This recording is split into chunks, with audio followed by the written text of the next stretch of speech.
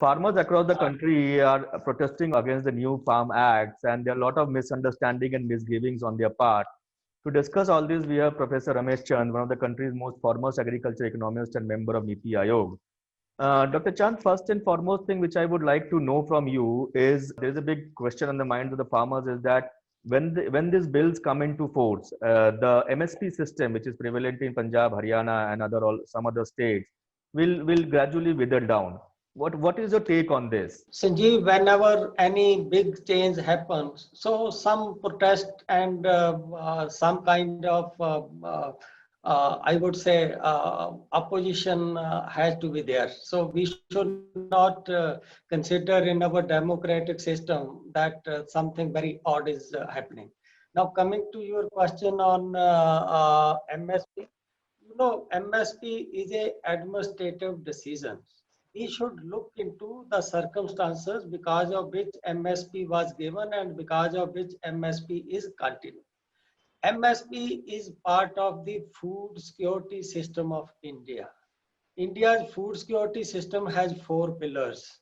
The first pillar is MSP, second pillar is procurement, third pillar is buffer stock, and fourth pillar is public distribution system. So I don't think there is any move in the government of India to dismantle this system.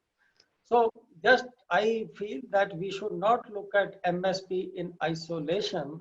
Doing away with MSP would mean as if country is going to make a radical change. I don't see any move or any thinking in the government of India to do away with public distribution system, to do away with system of buffer stock, which is so important for price stability. So I just look at MSP not only as a remunerative price to the farmer or incentive to the farmer. Yes, that it is doing, but it is also part of the four pillars of India's food security. So I don't think any responsible government would like to tamper with or do away with the MSP in the coming years. If situation change after 10 years, I can't say about that. But as of now and in the coming years, as long as we have to maintain our food security system, our PDS, food stability, they are staple food. I think this MSP will continue. Right. Secondly, MSP is not continuing because there is a legal support for it.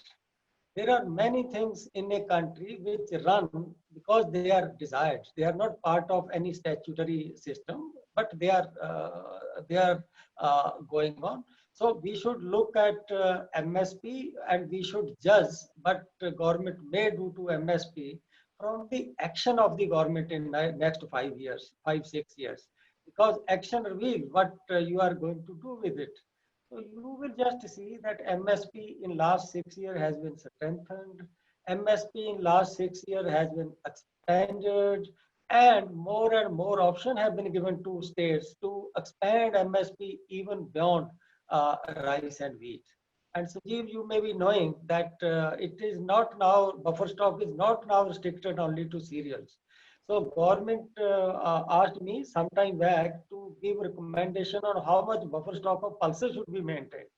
Then I just gave a report that we should maintain buffer stock of 2 million ton of pulses to maintain price stability. Price stability is very important for a country like India, where income of people are not very high. They can't absorb volatility in prices. So you just see that it is expanding. I don't see any action. I don't see any rationale, and I don't see any move with the government to do away with the system of You MSP. said the government has been procuring more in under MSP in the last few years. There has been wide number of crops. The basket of crops have also been increased. But the bigger question with many people are asking, if it is doing so, then what is the harm in making a provision or making an amendment to the act or changing that says that any trade which happens inside or outside the mandis should not be below the MSP. It means MSP becomes the floor price for any kind of trade. You see, right now, government is ensuring MSP through the system of procurement. If a simple legal instrument can ensure price to the farmers, I think that is the easiest thing to do. You see that USA, China, all major country, how much hard work they are putting in to ensure that farmer get remunerative prices. It's not that they are not making any efforts. In USA, they have a system of loan rate. In China, they have another system. If it is possible to ensure minimum support price through law, then everybody would love to do it. In fact, it proved to be counterproductive. You cannot force a private sector to buy crop at a particular price if demand side factor do not support it. The reason behind not making MSP legal is, if I take say case of Punjab, you look at the rate at which maize is selling there right now. It is selling at 1500 rupees, which is Right. less than what is MSP. If you make it legal and demand side factor do not support it, then you will find that everybody will be afraid to buy it, that commodity. Then farmers who are able to sell it right now at 1500 rupees per quintal, they will not be able to sell it at all. So this is the biggest difficulty, that through legal means you can fix a price, but you cannot force trade to buy at that rate. So this is the reason, and if legally that has to be done, then government has to take the 100% responsibility for procuring and buying everything. And then you know that it will amount to that complete socialism in agriculture market, complete nationalization of system of trade, and you know what are consequences of that for the economy and for others. So True. this is the reason that if government does it and private sector doesn't buy it, it will be against the interest of the farmers. And Right. it has been tried in the past. It is not that it has not been tried in the past. 3, 4 years back, government of Maharashtra did this thing. They thought it is very easy. They just said anybody buying below that, this was the decision taken by their cabinet. But within few days, the trader withdrew from the market. A buyer media had to be fined that, okay, you classify commodity as below fair average quality, but please buy it. Otherwise, there was going to be a totally chaotic situation. So this is the reason that if demand side factors are not favoring, then you can't force trade to pay a price based on law. They will simply not buy. Right. So this brings to another argument that is given by many people, is that the APMCs will not no longer exist as soon as the act start showing their true colors, because they will be starved of funds. The APMC will wither down, and hence there is no level playing field between the trade area and between the APMC, which has been defined as a. How do you counter that? Starving of fund doesn't have any justification, because APMC are maintained and operated by the state governments. So I don't think any government which is interested in welfare of the farmer would like to withdraw from APMC. There is a point that if you are getting produce outside the APMC mandi, on which no market fee is to be paid, no rural development fund is to be paid, no commission charges are to be paid, then that create that buying produce outside market maybe 4% less costly, or 6% less costly, or 2% less costly compared to a transaction in APMC mandi. Now, this can be handled in two ways. One is that you keep charges in mandi at that level that mandis still remain lucrative. So I did a paper on it, and I also took some data from some of the states. In order to run mandi, in order to maintain mandi, and in order to pay to the staff of APMC, what is needed is only 0.5% to 1% of what is the total volume of transaction in APMC.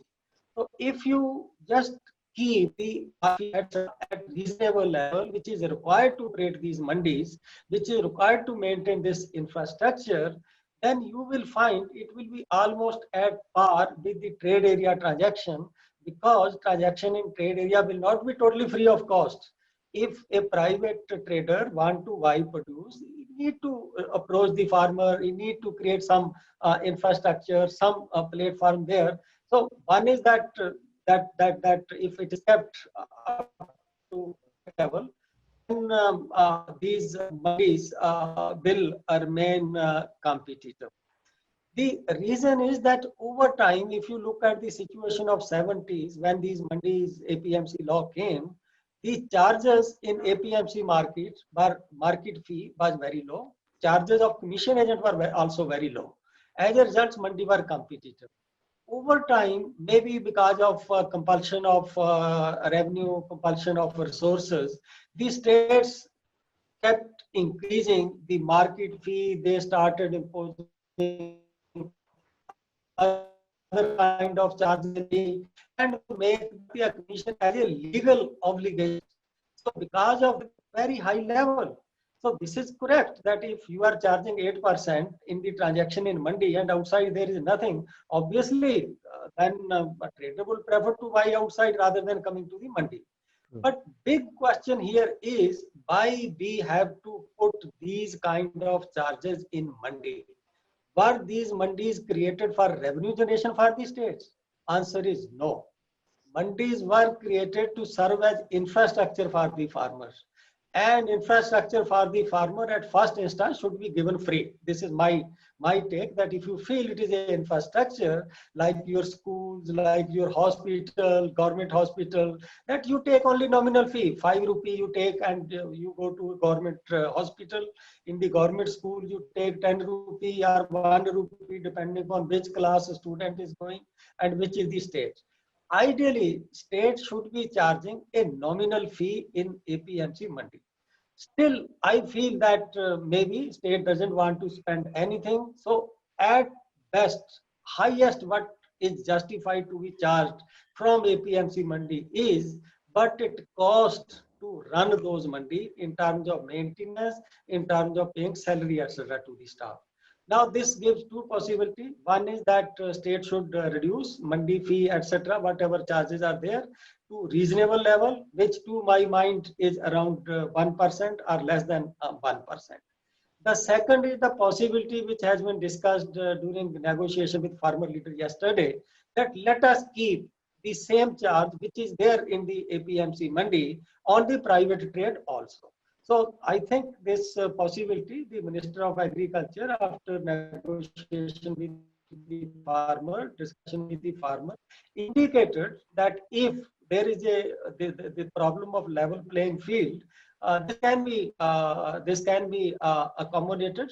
That let market committee charge say 1% fee, and let 1% fee should also be there as a trade facilitation charge or some suitable name can be given to it for the transaction outside it. So I feel this is not a very such an issue which can't be resolved. Government has shown its willingness to go by it. Now the ball is in the court of the union leaders and the state government, that they should agree to some reasonable kind of charge in APMC and outside. And biggest thing is that APMC should not be used as a source of revenue. It is that which has made APMC mandis uncompetitive. Right. So this brings me to the second question, that if it is a level playing field as you had just mentioned, then where is the benefit of competition happening? The main thrust of this act was that you provide a better option to the farmer. That either you have an APMC or you have a system which does not function like an APMC, whether less taxes, whether more freer way to procure a good to a buyer, to a processor. So if I don't know whether this will be agreed or not, or where will this move to. But if there is a move to bring about some sort of uniformity in the taxes within and outside the APMC, then where does this question of competition and choice lie? Competition come from creating alternative channels. So Right. it's not that competition will not come. Putting 1% say trade facilitation charge on the transaction outside APMC Mandi has its own implication, that ultimately that money comes from consumer and producers. The trader will adjust the price True. which he or she is paying to the farmer. They will adjust it. They do that adjustment in APMC Mandi also.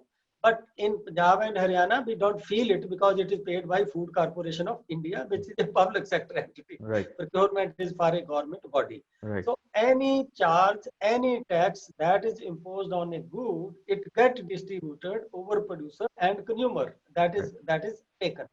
But my take is you just raise this issue of competition. Sanjeev, I will just take example of that. Okay, there is a state transport, say in Uttar Pradesh state transport is there. Then you are allowing private buses also to operate. Right. But the passenger tax that you are applying on the ticket, now there are two possibilities. That one is that you apply same passenger tax to the buses which are operating in the private sector, but you are charging from the UP State Corporation buses.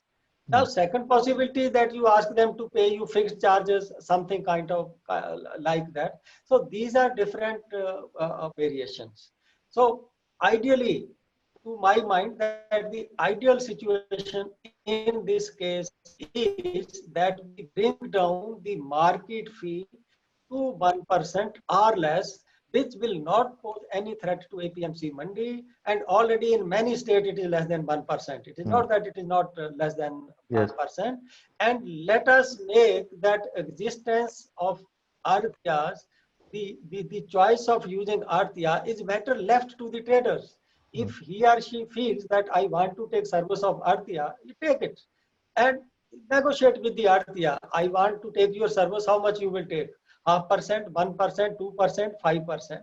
So that should not be statutorily fixed. That creates problem and issue of rent seeking. Right. And I also want to share with you, in 12 states in this country, and there are major states there is no provision in APMC Act for existence of commission agent. Okay, and those states are Chhattisgarh, Madhya Pradesh, Odisha. Assam, Tamil Nadu. Then there are 4 or 5 small states, but these are the major states which I have mentioned. Right, and so I just want to conclude on this by saying that there is a way to address it. This should not be a big contentious issue to take the reform forward. Right, and also if you see in case of Odisha, there is no commission agent system, but its procurement hasn't faltered. Its procurement has grown over the years many-fold. It means to have a system of procurement, you are not always dependent on a structured mandi system. You can always have something which is outside the mandi system as well. In these states where generations of people have grown up with this, but suddenly to tell them that this is what we are going to change, it looks like a radical change to them. Right. They will not be able to reconcile it with such a big change. So I will prefer that we may go with gradually, step by step. Okay. Let's in the beginning make some adjustment like this. That choice of Arthya should be left to the buyer if we want to use their service, and their commission they can negotiate, or we can put a ceiling that the commission should not be more than 1%. And we need to look at what was the commission in Punjab and Haryana in the 70s when these mandis were created. Over time, under the pressure of commission agent, we have raised it. When value of produce is increasing, volume of produce in the mandi is increasing, there's a ground for reducing it. There's no ground for increasing it. Over time, we have rationalized taxes on many of commodities, that over time you have technology and all those things, because of which cost comes down. And here it is not a question of absolute cost, it is proportionate. So, so I feel that there is a way out that those states who still want to continue with the system of Arthya, they may continue. But let them Arthya give a service which is worth the commission they are taking. Right. Then a trader will prefer that rather than sending his own person to receive the produce, to get the responsibility. They don't mind paying 0.5% or 0.75% to take the service of person who is handling the produce on behalf of trader. But it should not be too high. It should commensurate with the service that is given by the middleman. Right. One argument which many people give is that once you move towards a system where the APMCs are starved of funds, or if you dismantle the APMC mechanism, Bihar is a very prime example, repeatedly given by many people. They will end up being in Bihar, where there is no APMCs, no control over what trade are happening. There are some studies done which also show that farmers actually haven't benefited not much from the abolition of the auctioning system. How do you respond to this criticism? Sanjeev, there cannot be, yeah, I will take Bihar example. There cannot be a bigger fallacy than saying that the new reform, which create the trade area option, require that APMC mandi will be dismantled or they will be closed.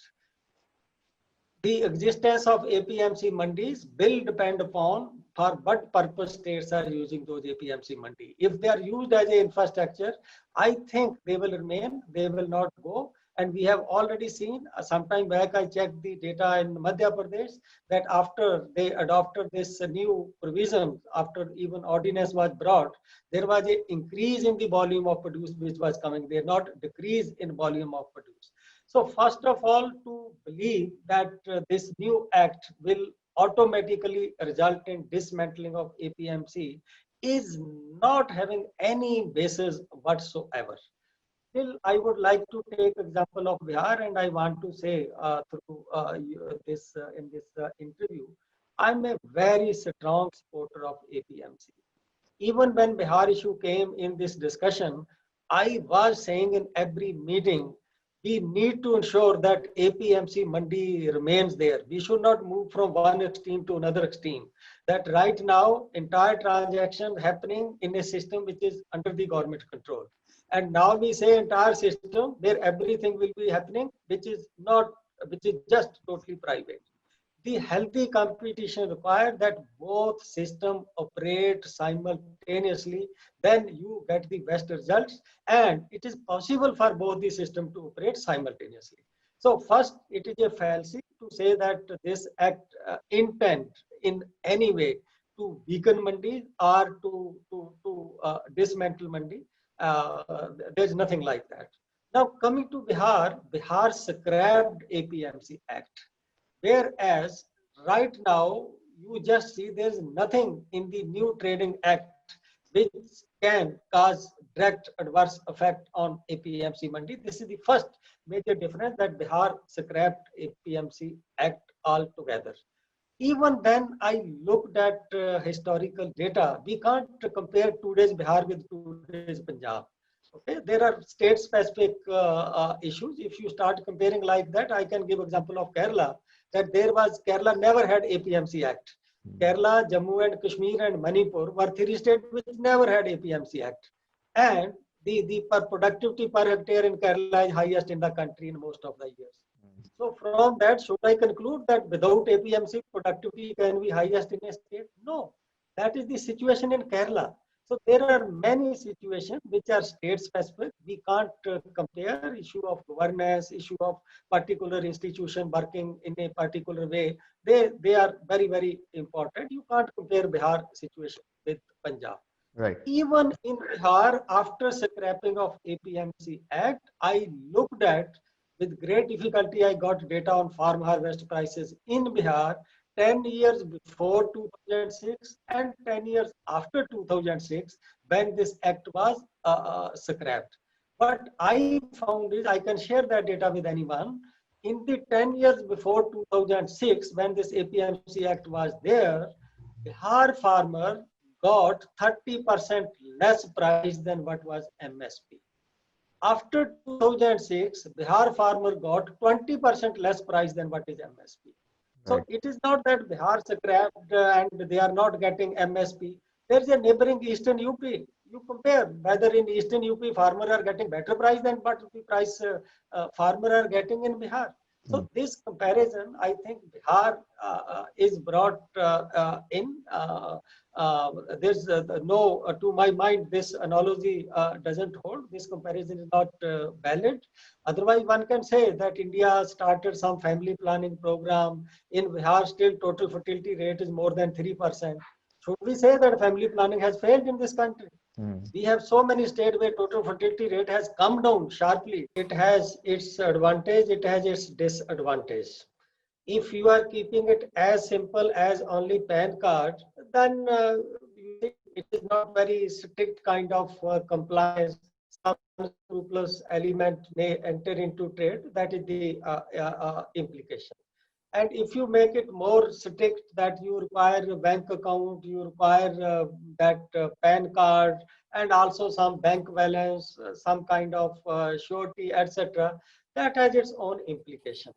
If you keep it simple, if you keep it only based on PAN card, then many of the rural youth, many of children of farmers who cannot comply with the strict and comprehensive criteria, they can also work in the system. They can work as integrator, they can just take produce of a particular group of farmers, sell it to consumer, to the producers. So if you put the rigorous condition, then probability of these rural youth and sons and daughters of farmers Right. buying the produce, that is ruled out. But Right. I gather is from the discussion which were held on this, that the example of dairy was taken, that it is such a liberal system that 10 crore farmers selling milk daily, nobody is asking who are you who are buying this milk. So you just find Nestle is also buying, Cooperative are also buying, Prague is also buying, and some of the rural youth, they are also in the system. Right. So if you put the rigorous condition, which has its own advantage, it is not without advantage, but then you will be restricting the ecosystem. So then many of the rural youth, which in informal way are right now also working, then I think they will be out of it. They will not be able to. So there is some benefit, there is some cost of it. Right. I think with that, we should end the discussion. It was a very, very fruitful and very healthy discussion to have with you, Dr. Ramesh Chand. As usual, so much insights on the bill. And hopefully all these things end soon with the satisfaction of all the parties. And thank you for talking to Business Standard, sir. Thank you. Thank you for sharing your views.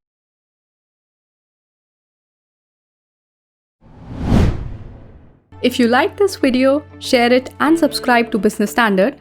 For more news, views and insights, log on to www.business-standard.com. Do also follow us on YouTube, Twitter, Facebook, Instagram, Telegram and LinkedIn.